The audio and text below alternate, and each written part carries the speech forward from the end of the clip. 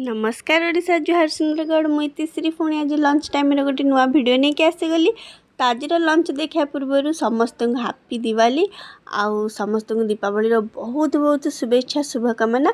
तो चलते डेरी नक देखिए आज लंच में मुझे कौन बनी। जेहेतु आज दीपावली आउ कार्तिक मासर सोमवार तो बिना पियाज रसुण खाया बनाई पूरा साधा से मुझे बनई अरुआ भात ता सहित डाली आउला पनीर तरकारी पनीर से भी बिना पियाज रसुण पूरा सब सादा सादा खाଇବା। आज पनीर ता सहित बनाई कोसला साग आ कखारु फुलर भजा।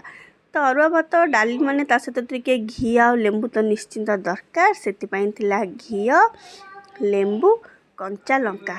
तो बस आज लंच रे तो एतिकी पुणी देखा काली आउ थे लंच टाइम रे। से पर्यंत आपण मानक जदि मो वीडियोटी भल लगुच प्लीज़ लाइक करंतु चैनल को सब्सक्राइब करंतु। रहिले पुणी देखा आउ थे काली लंच टाइम रे।